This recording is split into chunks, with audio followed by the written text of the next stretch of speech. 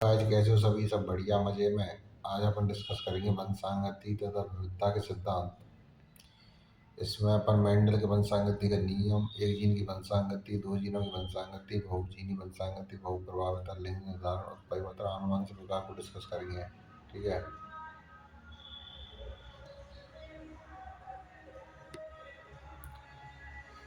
अब जो हाईलाइटेड जो लाइन है ना, उन पर आप ध्यान देना, बाकी अदर पे नहीं ना। जीव विज्ञान की एक शाखा आनुवंशिकी या आनुवंशिक विज्ञान ऐसे तथा इनसे संबंधित अनेक प्रश्नों पर विचार करती है। ठीक है। इस शाखा में वंशागति और विविधता दोनों का अध्ययन होता है। यानी कि जो अपनी आनुवंशिकी है ना, उसमें वंशागति और विविधता दोनों का अध्ययन है। ठीक है। वंशागति आनुवंशिकी का आधार है। ठीक है साहब। वंशागति वह प्रक्रिया है जिससे लक्षण जनक से संतति में जाते हैं तथा विविधता जनक और संतति के लक्षणों की असमानता की अवस्था है। मानव को 8,000 से 10,000 वर्ष ईसा पूर्व यह ज्ञान हो चुका था कि विविधता का कारण लैंगिक जन्म की प्रक्रिया में छिपा हुआ है।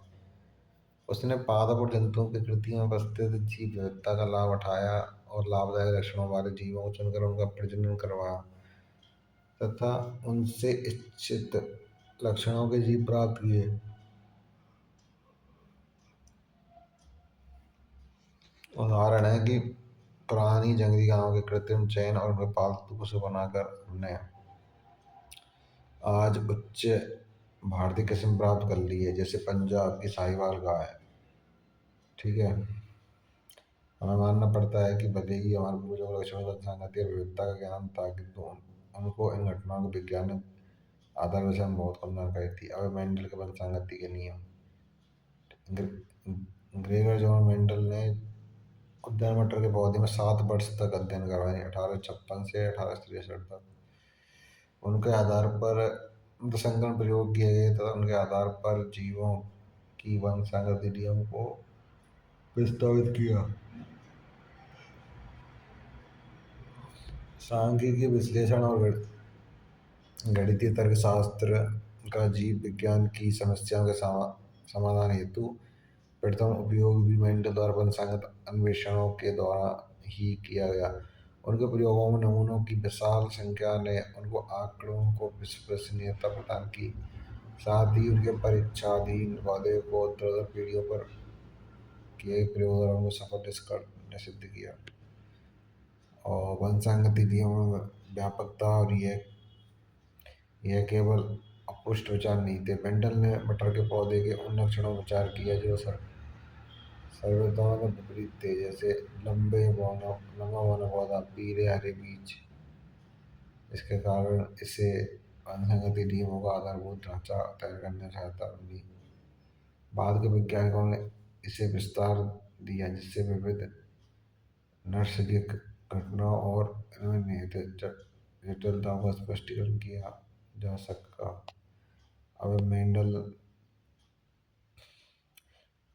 ने अनेक तद्रुप प्रजनन मटर के शुद्ध वंशकरण को लेकर कृत्रिम परागण के प्रयोग किए। तद्रुप प्रजनन ट्रू ब्रीडिंग वंशक्रम वह होता है जो कई पीढ़ियों तक स्वपरागण के फलस्वरूप स्थायी विशेषता को प्रदर्शित करता है। मेंडल ने मटर की 14 तद्रुप प्रजनन मटर की किस्मों को छांटा, अर्थात 7 जोड़ी विपरीत लक्षणों को लिया। उनके अन्य लक्षण समान थे। इनमें से कुछ उदाहरण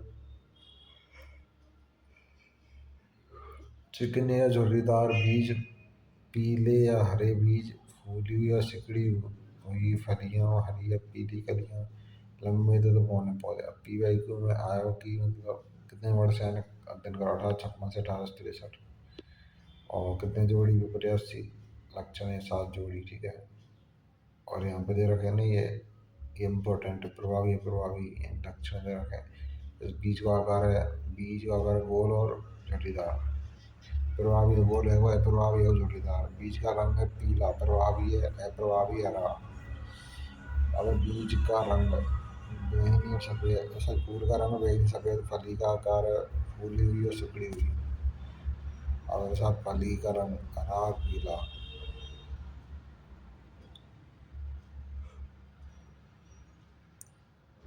उसकी स्थिति ये सब अक्षीय अंत्य, तने की ऊंचाई, लंबा होना। ठीक है। 7 जोड़ी प्रयासी लक्षण है। ठीक है। जहाँ इस सारणी में भी यही दे रखे हैं। और फर्स्ट से तो दे रखा दल वर्तिकाग्र पराग कोश और पुंग सरिस्ती के प्रसार का। फिर पराग कोश हटाया राजनक धुंधव जनक यानी मादा नर तो पराग स्थानांतर नर हो तो पर परागण क्रिया संपन्न है ये बटन में संक्रमण के दौरान ये सब किया गया। मेंडल सर एक जीनी मृत संगति मेंडल ने मन संगति के अध्ययन के लिए एक प्रयोग मीटर के लंबे तथा पौने पौधों का संक्रमण किया। इस प्रयोग द्वारा एक जीनी का आनुवंशिक अध्ययन अध्ययन किया गया। इस संकरण से उत्पन्न बीजों को उगाकर उन्होंने प्रथम संकर पीढ़ी के पौधे प्राप्त किए। इस पीढ़ी को प्रथम संतति पीढ़ी फिदियर फर्स्ट या एबन कहा जाता है। और पौने पौधों का अनुपात को लेफ्ट टू पौधों का 25% है।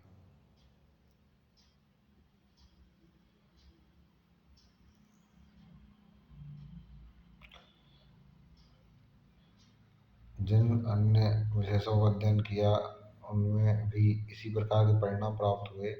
अर्थात एबन पीढ़ी में केवल एक ही जन के लक्षण प्राप्त प्रकट हुए हैं जबकि F2 पीढ़ी में दोनों विशेषज्ञ 3:1 में व्यक्त हुए हैं। ठीक है।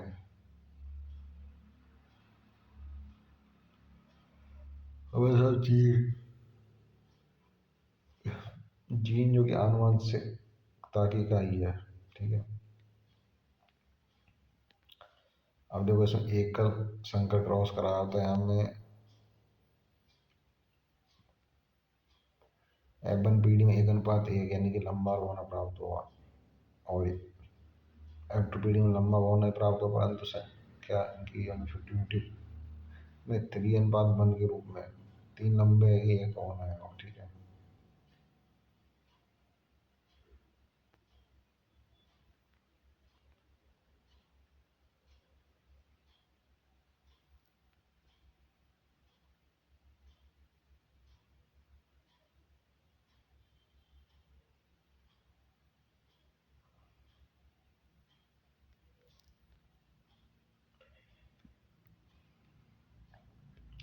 अब मेंडल द्वारा संकलित शुद्ध वंशक्रम लंबे शुद्ध वंशक्रम होने पौधे की क्रॉस। ठीक है। तो यहाँ में फिनोटाइप अनुपात आ 3:1 जीनोटाइप 1:2:1। ठीक है। और पनेट वर्ग नाम आरेख के अध्ययन की सहायता से जनकों द्वारा युग्मों को उत्पादन युग्मनजों का निर्माण F1 F2 संतति पादपों को समझाया जा सकता है। इससे वृत्ति यानी कि आनुवंशिक विद रेजिनाल्ड सी पनेट ने विकसित किया। यह आरेख आनुवंशिक संकर प्रयोग और संतति के सभी संभाव्य जीनोटाइप गणना के लिए बनाया है। ठीक है।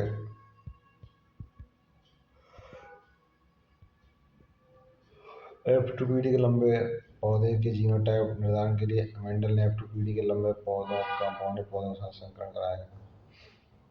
इन्होंने परीक्षण संकरण नाम दिया इसको। ठीक है जी। अब समयोजी अप्रभावी कंडीशन में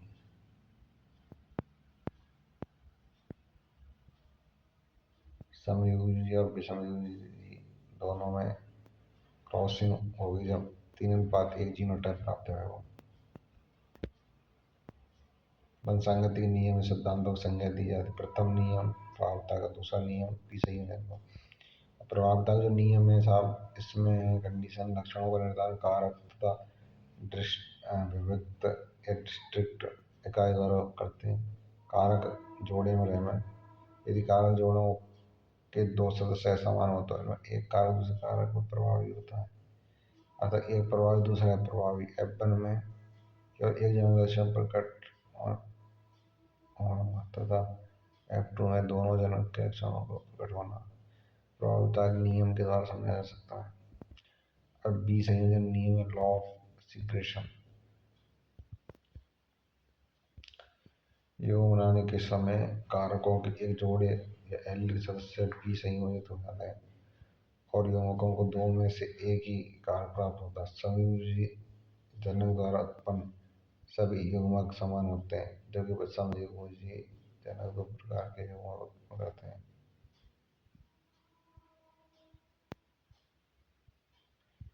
अब है अपूर्ण प्रभावता। ठीक है। और यहाँ से क्वेश्चन मतलब मल्टीपल आ चुका है। स्वान पशु यानी स्नैपड्रैगन या एंटी राइनो में पशु एंटी संगति अपूर्ण प्रभावता को समझाने के लिए अच्छा उदाहरण है। अपूर्ण प्रभावता को समझाने के लिए कौन सा उदाहरण अच्छा है? स्वान पशु। ठीक है।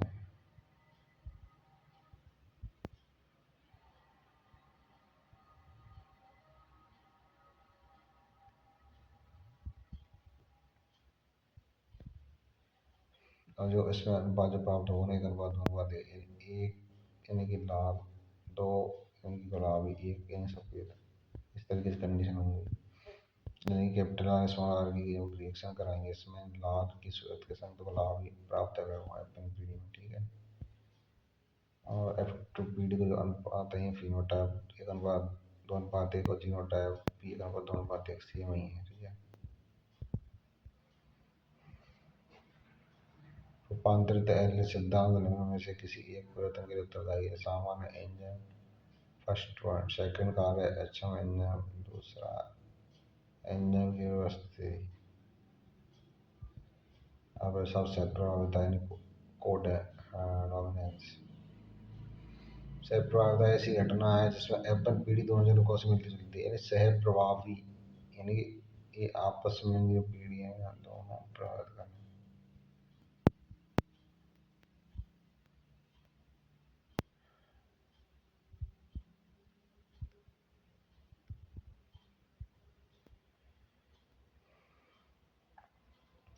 सह प्रभाविता का जो एक उदाहरण है जैसे ए बी और रुधिर का निदान करने वाली विभिन्न प्रकार की रुधिर कोशिका एल एल आई ए और एल आई भी कुछ विभिन्न प्रकार की शर्कराओं का उत्पादन करते हैं और एल आई भी किसी प्रकार की शर्करा का उत्पादन नहीं करती है।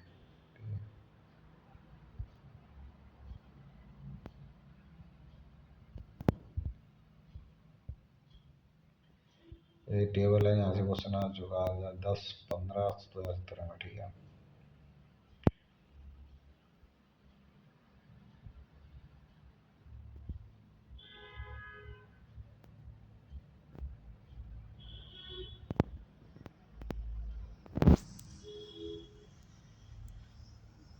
एक भी उधर समूह वो ले ले एक अच्छा उदाहरण। ठीक है। दो जीनों की संगति तो इसमें देखो गोल पीला लिया गया एक बीच एक जुड़ीदार हरा है तो गोल पीले बनेंगे। ठीक है।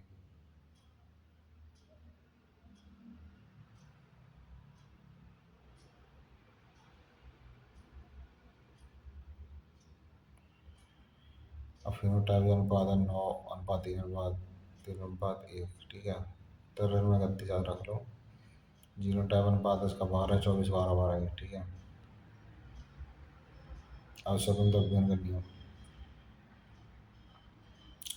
फिनोटाइप गोल पीला इधर हरा गोल हरा और इधर हरा है तरल में 31। ठीक है। अब द्विसंकर क्रॉस दो विशेषकों में विंडबर्ग क्रॉस के प्रेक्षणों पर आधारित मेंडल ने एक दूसरा सामान्य नियम प्रस्तावित किया। मेंडल का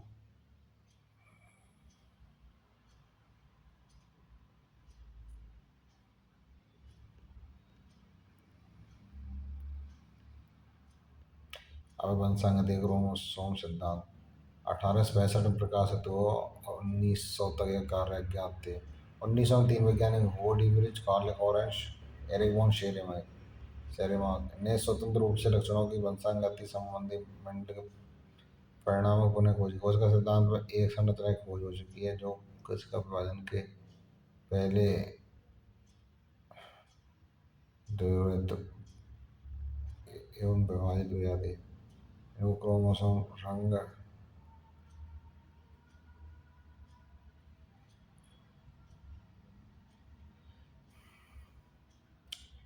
अब ये कोशिका केंद्रक में एक संरचना की खोज हो चुकी है जो कोशिका विभाजन के पहले द्विवृत्त एवं विभाजित हो जाता है।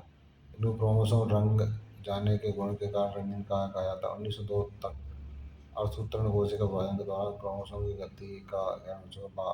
बाल्टन बाल्टन बाल्टर सट्टन थियोडोर स्वान देखा क्रोमोसोम, देखो क्रोमोसोम को जो सिद्धांत दिया सट्टन बॉबेरी जो नीट में आ चुका क्वेश्चन, ठीक है।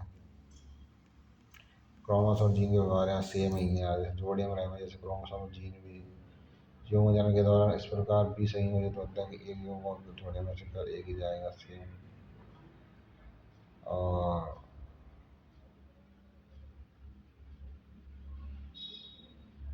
अलग अलग जोड़े एक दूसरे से भी संयोजित होते हैं, ठीक है।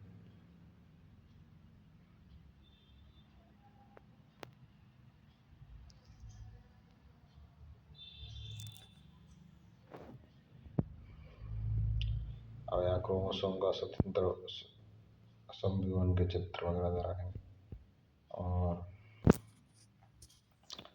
सट्टन बोवेरी मनसांगति क्रोमोसोम सिद्धांत दियो ने भी बताया था। थॉमस एंड मॉर्गन तथा उनके साथियों ने पंचांगति क्रोमोसोमवाद सिद्धांत का प्रयोगात्मक सत्यापन किया।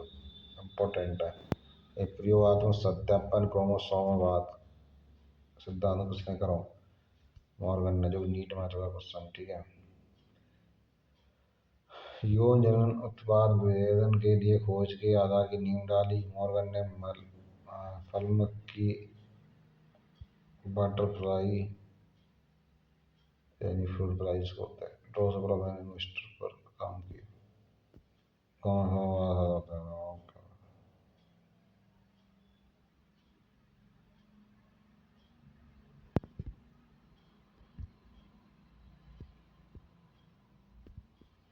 पंचांगति का जो क्रोमोसोम सिद्धांत है उसका प्रयोगात्मक सत्यापन मॉर्गन ने करो, ठीक है। अब संलग्नता तथा पुनर्योजन, लिंग संलग्न जीनों के अध्ययन हेतु मॉर्गन ने ड्रोसोफिला में कई द्विसंकर क्रॉस किए। ये मेंडल द्वारा मटर में किए गए द्विसंकर क्रॉस से।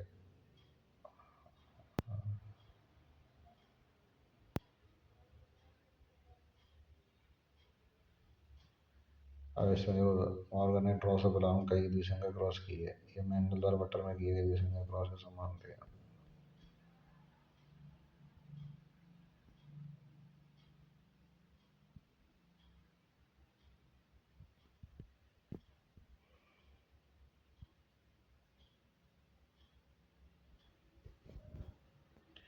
मॉर्गन ने इसका कारण दो जीनों का भौतिक संयोग या जुड़ा हुआ होना यानी संलग्नता जिसको बोलते हैं। मॉर्गन के शिष्य अल्फ्रेड स्टीलमैन ने एक ही क्रोमोसोम के जीन युग्मों की पुनर्योग आवृत्ति के जीन के बीच की दूरी का माप मानकर क्रोमोसोम में इसकी स्थिति के चित्र रिकॉम्बिनेज मैप बना दिए। आजकल पूरे संयोग के अनुक्रम के निर्धारण में आनुवंशिक नक्शे बहुत अधिक काम में लाए जाते हैं। अब बहुजीनी मनसंगति, मनुष्य में हम केवल लंबे अथवा बौने लोगों के दो विभक्त स्पष्ट विकल्प दृष्टिगत नहीं होते, परंतु हमें ऊंचाई के सभी संभावित प्रास मिलते हैं। इससे विशेषज्ञ सामान्यतः तीन अथवा अधिक जीनों का नेतृत्व करते हैं। मानव त्वचा का रंग, इसका एक अन्य उदाहरण है बहुजीनी विशेषज्ञ।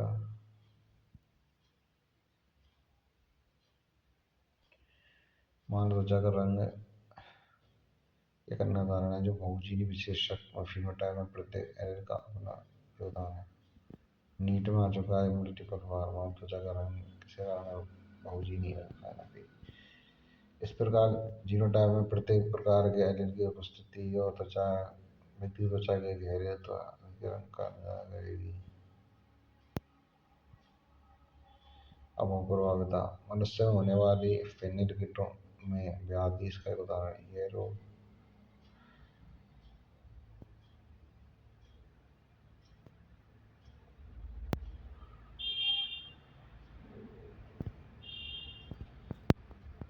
मनुष्य में होने वाली फेनिलकीटों में व्याधि इसका एक उदाहरण। यह रोग फेनिलएलनिन हाइड्रोक्सिलेज नामक एंजाइम के लिप्तता जीन में उत्परिवर्तन होता है। ये अन्य दृश्य प्रारूपिक लक्षण मानसिक मंदन, बालों कम होने, त्वचा रंगीन से संबंधित है। अब लिंग निर्धारण, लिंग निर्धारण की जो क्रिया विधि है ना, आनुवंशिक वैज्ञानिकों के लिए हमेशा के लिए पहले ही बनी रही।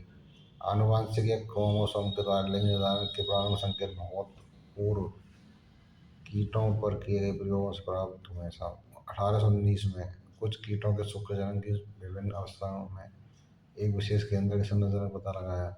उन्होंने यह भी देखा कि 50% शुक्राणु में शुक्रजनन के बाद ये संरचना देखी जाती है, जबकि शेष 50% में ये नहीं होती। हैकिंग ने इसे संरचना को एक्स कहा है। हाँ ठीक है, लेकिन इसके महत्व का वे भी समझा नहीं पाए, तो इसके जो महत्व वो समझा नहीं पाए थे भाई।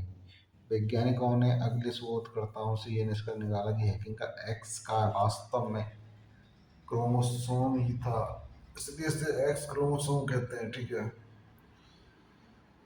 दूसरी ओर कुछ शुक्राणुओं में यह क्रोमोसोम होता है, कुछ में नहीं। एक्स क्रोमोसोम सहित शुक्राणु द्वारा निषेचित अंडे मादा बन जाते हैं।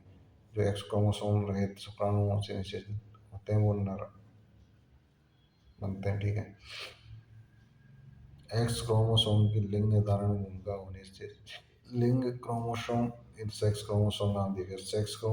शेष क्रोमोसोम को अलिंग एलिंग क्रोमोसोम ऑटोसोम नाम दिया गया। टिड्डा में ऐसे प्रकार का निर्धारण पाया जाता है जो कि नीडवाया क्वेश्चन है। ठीक है, क्रोमोसोम के अतिरिक्त केवल एक एक्स क्रोमोसोम होता है, जबकि मादा में एक्स क्रोमोसोम का पूरा जोड़ा। इनको नर में रहे एक्स वाई, मादा में रहे एक्स एक्स। पहले तो नर और मादा दिख रहे होंगे आपको, फिर उसके बाद में ड्रोसोफिला यानी कि नर मधुमक्खी मादा मधुमक्खी। तो इनमें तो X H X S Y है वो नर मादा में मानव में, और यहाँ में जैसे ड्रोसोफिला में एक्स ओ नर में। ठीक है, सॉरी यहाँ में ड्रोसोफिला में एक्स वाई था नर में, एक्स एक्स मादा में। टिड्डा में एक्सो, ठीक है, टिड्डा में एक्सो था। और अब ये जैसे पक्षी, तो मुर्गा और ये मुर्गी, तो मुर्गा में साहब जेड जेड, मुर्गी में जेड मुर्गी। पक्षी भी ले सकते हैं, जगह पक्षी में जेड जेड होता है। और ठीक है, जैसे हम पढ़ेंगे अपन को एक्स प्रकार तो एक्स वाई प्रकार से बड़ा, दोनों में ही नर दो प्रकार के युग्मों पैदा करते हैं।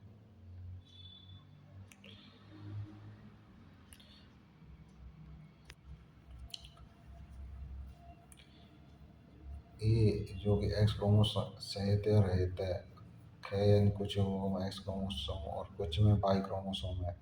इस प्रकार के लिंग निर्धारण क्रियाविधि को नर विषम युग्मता यानी कि हेटेरोगैमेटी कहा जाता है। इस विधि में क्रोमोसोम युगल संख्या नर तथा मादा दोनों में समान होती है, किंतु मादा द्वारा लिंग क्रोमोसोम के लिहाज में दो विभिन्न प्रकार के युग्मों का उत्पादन होता है। अतः मादा विषम युग्मता हेटेरोगैमेटी पाई जाती है। पूर्व वर्णित लिंग निर्धारण से भिन्नता प्रदान करने के उद्देश्य से पक्षियों के लिए के लिंग क्रोमोसोम को एक्स और डब्ल्यू क्रोमोसोम कह दिया गया है। इन जीवों मादा में एक जेड और एक डब्ल्यू क्रोमोसोम होता है, जबकि नर में एल लिंग सूत्रों के अलावा जेड क्रोमोसोम वही जुड़ा होता है। ठीक है, मानव में लिंग निर्धारण, मानव का लिंग निर्धारण एक्स वाई प्रकार का है। कुल 23 जोड़े क्रोमोसोम में से 22 जोड़े नर और मादा में बिल्कुल एक जैसे होते हैं। और वो ये पक्षी में देखो नर में जेड जेड, मादा में जेड डब्ल्यू। ठीक है,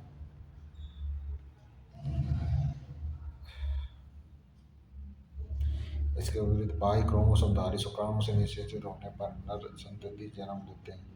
हाँ, तो वो ये एक्स वाई कंडीशन में नर रहे, एक्स एक्स में मादा रहे। स्पष्ट है कि शुक्राणु के अनुवांशिक संरचना शिशु के लिंग का निर्धारण करती है।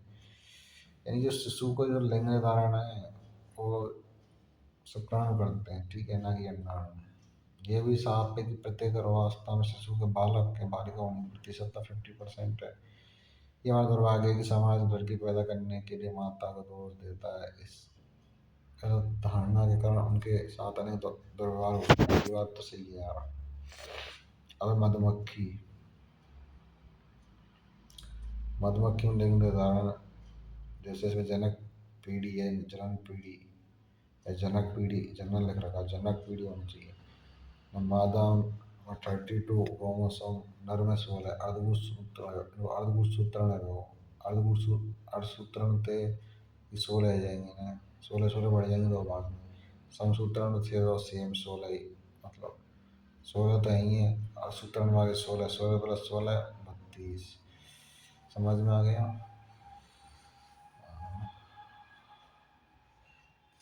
ठीक है। उत्परिवर्तन वह प्रक्रिया है जो डीएनए अनुक्रम में बदलाव ला देती है। इसके परिणाम स्वरूप जीवों के जीनोटाइप फिनोटाइप में परिवर्तन आ जाता है। पुनर्योज यंत्रित और उत्परिवर्तन दूसरी क्रिया है जो डीएनए में परिवर्तन लाती है। ठीक है।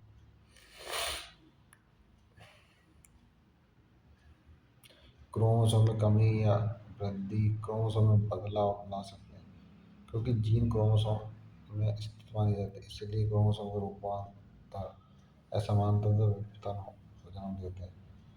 ऐसे क्रोमोसोम विपतन कैंसर कोशिकाओं में सामान्य देखे जाते हैं। इसके अतिरिक्त डीएनए के एकल क्षार युग्म के परिवर्तन भी उत्परिवर्तन को जन्म देते हैं। इसे बिंदु उत्परिवर्तन कहते हैं। इस प्रकार उत्परिवर्तन का जाना माना उदाहरण है दांत कोशिका रक्तदान सिकल सेल एनीमिया। इस स्तर पर उत्परिवर्तन की क्रिया विधि की चर्चा करेंगे। ठीक है। उत्परिवर्तन का जन्म अनेक रासायनिक और भौतिक कारकों द्वारा होता है। उत्परिवर्तन जन्म नाम दिया गया। ठीक है भाई। अब देखो ये इसमें दे रखा है ना, ये मानव वंशावली विश्लेषण चिन्ह दे रखे हैं। वैसे नीट में 2 3 बार क्वेश्चन आ गया है। फर्स्ट चिन्ह है नर, दूसरा मादा को, फिर लिंग का निर्धारण नहीं करना, फिर अगला है प्रभावित व्यक्ति, फिर मैथुन। ठीक है। फिर रिश्तेदारों के बीच मैथुन, संरक्त मैथुन, 2023 का क्वेश्चन है। ठीक है जी। फिर इसके बाद जन्म ऊपर और समृद्धि नीचे। ठीक है। बाएं से दाएं जन्म के अनुसार। फिर है नर शिशु बाधे जनक रोग से प्रभावित है। फिर अगला है 5 प्रभावहीन संतति। वंशावली विश्लेषण है, पेडिग्री एनालिसिस जिसको बोलते हैं। इस प्रक्रिया में वंश वृक्ष में एक विशेष लक्षण का पीढ़ी दर पीढ़ी विश्लेषण होता है। सही बात है। मानव आनुवंशिकी में वंशावली अध्ययन एक महत्वपूर्ण उपकरण है जिसका उपयोग विशेष लक्षण एप समानता में रोग का पता लगाने में। ठीक है जी। डीएनए आनुवंशिक सूचनाओं का भाग का जो, और यह बिना किसी परिवर्तन के एक दूसरे से दूसरी पीढ़ी में स्थानांतरित हो जाता है। ठीक है। हाँ, ये दरकदा परिवर्तन रूपांतरण भी होते रहते हैं। इस प्रकार के परिवर्तन या रूपांतरण को परिवर्तन या म्यूटेशन कहते हैं। मानव में कई विकार ऐसे पाए जाते हैं जिनका संबंध क्रोमोसोम या जीन के परिवर्तन से है। अब मेंडली विकार जानते हैं। अब 7 क्वेश्चन रिपीट हमें, 1 2 क्वेश्चन हमें। मेंडली विकार और क्रोमोसोम विकार मेंडली विकार के वे होते हैं जो एकल जीन के रूपांतरण या परिवर्तन से मुख्यतः निर्धारित हो जाते हैं। ये विकार उसी विधि से संतति में पहुंचते हैं जिसका अध्ययन वंशागति के सिद्धांतों के साथ किया जा चुका है। मेंडली विकारों के सर्वविदित उदाहरण हीमोफीलिया, सिस्टिक फाइब्रोसिस, दांत कोशिका अर्धता, वर्णांधता, फेनाइलकीटोनुरिया, थैलेसीमिया।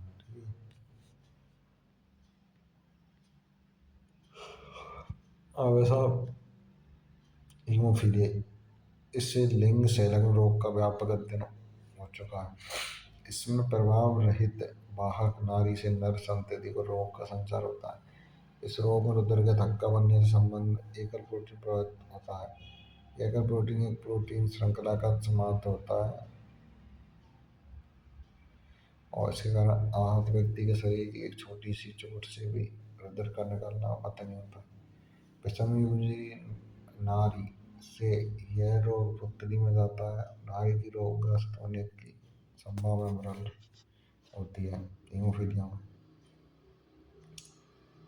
देखो हीमोफीलिया में देखो मादा भाग रहे वह नर रोगग्रस्त है वह। और एक और कंडीशन हीमोफीलिया जो वर्णांत है ना, ये एक्स क्रोमोसोमल यानी एक क्रोमोसोम की प्रेजेंट रहे हैं। अप्रभाव विकार है। अप्रभावी में देखो तुम्हारा हीमोफीलिया वर्णांत, इसके अलावा जो जितने विकार हैं वो अप्रभावी हैं। बस एक जो विकार है वो प्रभावी है, उसको मैं बता दूंगा। ठीक है। बाकी सभी अप्रभावी हैं। और एक और कंडीशन एक्स क्रोमोसोम हीमोफीलिया वर्णांत दोनों पाया जा औरों में एक्स क्रोमोसोम एब्सेंट रहे। ठीक है। अवर्णांत ये लिंग संलग्न अप्रभावी थे, बता रहा था ना, अप्रभावी और लिंग संलग्न। यह विकार लाल तथा हरे वर्ण संवेदी संकुल त्रुटिपूर्ण होने के कारण होता है।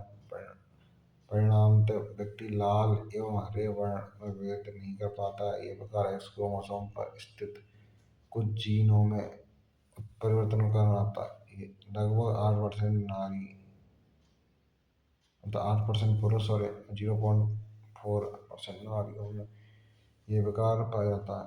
इसका कारण है लाल हरी वर्णांतर तथा जीनों का एक्स क्रोमोसोम पर उपस्थित होना। नर यानी पुरुष की कोशिका में केवल एक्स एक्स क्रोमोसोम पाया जाता है, परंतु नारियों में एक्स एक्स पाया जाए। ठीक है, किसी ऐसे जीन की भाग नारी के पुत्र के परिणाम होने की संभावना 50% है। अब दांत कोशिका तथा इसको सिकल सेल एनीमिया बोलते हैं। ये एलिंग क्रोमोसोम लगने प्रभावी लक्षण है। इस रोग का नियंत्रण एलील का एकल जोड़ा HBA/HBS करता है। रोग का लक्षण 3 संभवतः जीनोटाइप में HBS/HBS/HBS करते हैं। ठीक है, इस विकार का कारण हीमोफीलिया अणु की बीटा ग्लोबिन की छठवीं स्थिति में एक अमीनो अम्ल ग्लूटामिक अम्ल GLU का वेलिन द्वारा प्रतिस्थापन होता है। ग्लोबिन प्रोटीन में एमिनो अम्ल का यह प्रतिस्थापन बीटा ग्लोबिन जीन के छठवें कोडन GAG का GUG से प्रतिस्थापन कारण मिलता है। ऑक्सीजन तनाव में परिवर्तन हीमोग्लोबिन अणु में बहुलीकरण हो जाता है, जिसके कारण RBC का आकार द्विअब्तल बिम्ब से बदल कर दांत कोश दात्राकार यानी कि दरांती, सुनिए नाम नाम में फसल वगैरह काटते हैं दांती, दरांती बोलते हैं उसको, यहाँ पर दात्राकार बोल रखा है, बात वही है। तो उस जैसी इसकी मतलब स्थिति आकृति हो जाती है ना। अब है फिनाइल कीटोनूरिया। यह जन्मजात पाप से त्रुटि एलिंग एलिंग क्रोमोसोम वहाँ कौन से थे वर्णांतरों में हीमोफीलिया एक्स क्रोमोसोम या कौन से एलिंग क्रोमोसोम अप्रभावित तो वे भी थे, ये भी हैं। रोगी व्यक्तियों में फिनाइल एलेनिन अमीनो अम्ल को टायरोसिन अमीनो अम्ल में बदलने के लिए आवश्यक एक एंजाइम की कमी हो जाती है। परिणाम स्वरूप फिनाइल एलेनिन एकत्रित हो जाता है। एंजाइम ना रहेगा तो एकत्रित है कोई फिनाइल पायरुविक अम्ल तथा अन्य उत्पन्नों में बदलता जाता है। इनके एकत्रीकरण से मानसिक दुर्बलता आ जाती है। सही बात है।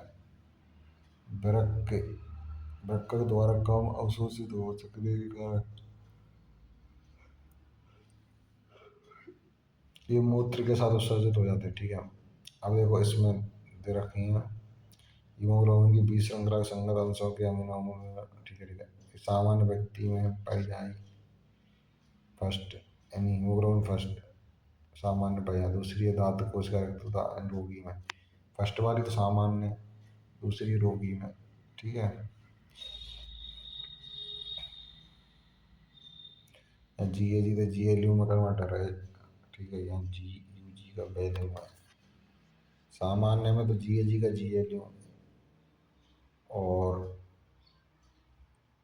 दांत कोशिका वाले में CAC का GUG का वैलिन में। ठीक है, अब थैलेसीमिया ये विकार या तो उत्परिवर्तन अथवा विलोपन के परिणाम स्वरूप उत्पन्न होता है और हीमोग्लोबिन बनने वाले ग्लोबिन की किसी एक श्रृंखला यानी अल्फा और बीटा की संख्या संदर्भ में कमी आ जाती है। परिणाम विकृत हीमोग्लोबिन का संश्लेषण होता है तथा रक्ताल्पता यानी एनीमिया हो जाती है।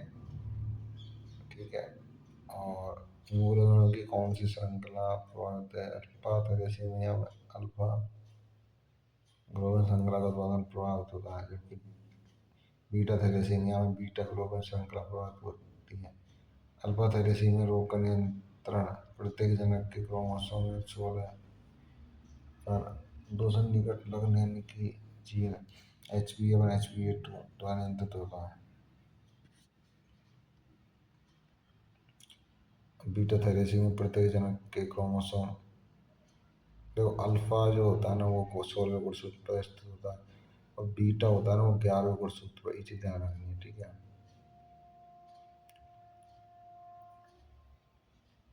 जो कि एकल जीन द्वारा नियंत्रित होते हैं। फैले वाला रोग एक परिणात्मक समस्या है जिसमें ग्लोबिन अणु अत्यंत अल्प मात्रा में संश्लेषित होता है, जबकि दूसरा विकृत ग्लोबिन संश्लेषण की गुणात्मक समस्या है। पहली परिमाणात्मक है, दूसरी गुणात्मक है। ठीक है, अब क्रोमोसोमी विकार। ठीक है, दूसरी तरफ एक या अधिक क्रोमोसोम की अनुपस्थिति या अधिकता या फिर असामान्य विन्यास क्रोमोसोमी विकार के कारण है। क्रोमोसोम फिर कोशिका विभाजन के समय क्रोमेटिड के बीच संयोजन की अनुपस्थिति के कारण एक क्रोमोसोम की अधिकता या हानि हो जाती है। इसको अस्विगुणता बोलते हैं। जैसे 21वें गुणसूत्र की एक प्रति की अधिकता से डाउन सिंड्रोम हो जाता है। इसी प्रकार एक एक्स क्रोमोसोम की हानि से नारियों में टर्नर सिंड्रोम। ठीक है, बहुगुणता कंडीशन है कि कोशिका द्रव्य विभाजन ना है तब क्रोमोसोम एक गुण समुच्चय अधिक हो जाता है, तो बहुगुणता की कंडीशन हो जाती है। ये अवस्था प्राय पौधे में पाई जाती है। मानव में क्रोमोसोम की कुल संख्या 40 यानी कि 23 जोड़े हैं। इनमें से 22 जोड़े अलिंग सूत्र और एक जोड़े लिंगी। जैसे मादा में एक्स एक्स है तो एक्स, तो दोनों सेम ही एक्स वाई है, तो वाई में अलग अलग है, तो मादा एक्स निर्धारित कर रहा है, मैं वाई निर्धारित कर रहा है। 23 को जोड़ा है ना, तो वो ये एक्स एक्स और एक्स वाई है। ठीक है, अब डाउन सिंड्रोम जो रोग है ना, जो ये सारी कंडीशन है जहाँ सिर का चपटा, पिछला भाग, उंगली के सिर पर अनेक लोग, हथेली की चौड़ा चपटा चेहरा, पूरी फिर बड़ी झुर्रीदार जीभ, जन्मजात हृदय रोग। क्रोमोसोम विकार का उदाहरण Down syndrome, Turner syndrome, Klinefelter syndrome. अब डाउन सिंड्रोम इसे आनुवंशिक विकार का कारण 21वें क्रोमोसोम की अतिरिक्त प्रति का आ जाना है। 21 की त्रिसूत्रता इस प्रकार को सर्वप्रथम डाउन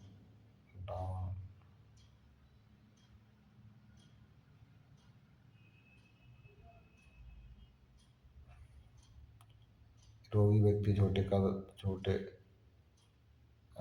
गोल सिर का, जीभ में खांच और मुहान से कुछ फैला हुआ, चौड़ी हथेली में अपान बीज होती हैं।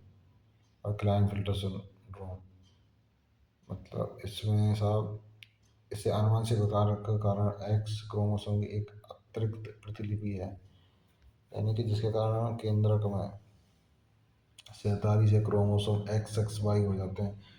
ऐसे व्यक्ति समग्र रूप से पुंप्रधान किंतु मादा लक्षण गायनिकोमैसिटी अर्थात स्त्रीगत पुरुष पक्ष प्रवर्तन हो जाता है। और ऐसे व्यक्ति बांझ होता है। टर्नर सिंड्रोम में इस प्रकार कारण एक एक्स क्रोमोसोम का अभाव है, अर्थात 45 क्रोमोसोम की एक्स स्थिति। ऐसी नारी बांझ होती है जो कि अंडाशय से अल्प वर्धित होता है और द्वितीय लैंगिक लक्षणों का अभाव होता है। ठीक है, अभी जो इसमें दे रखी कंडीशन ये तो क्लाइनफिल्टर बाकी है, डाउन सिंड्रोम की, ये क्लाइनफिल्टर सिंड्रोम है। अब देखो टर्नर सिंड्रोम 45 प्लस एक्स ओ 0 एक्सो एक्स ओ, ओ मतलब एब्सेंट है। और क्लाइनफिल्टर की कंडीशन 47 यानी एक्स एक्स वाई और सूट पाए जाए। ठीक है, यह चैप्टर खत्म होता है। जो भी कैंडिडेट नए चैनल पर फर्स्ट बार विजिट कर रहे हैं तो चैनल को सब्सक्राइब कर लो। ठीक है, उसकी डिटेल पीडीएफ आपको टेलीग्राम चैनल में मिल जाएगी। ठीक है, जैसे क्लिक करो तुरंत ज्वाइन हो जाओगे उसमें। आपको PCB NCERT highlight physics chemistry वाई होगी और पूरे नोट्स मिल जाएंगे आपको फिजिक्स केमिस्ट्री वाई होगी। All the best future doctor.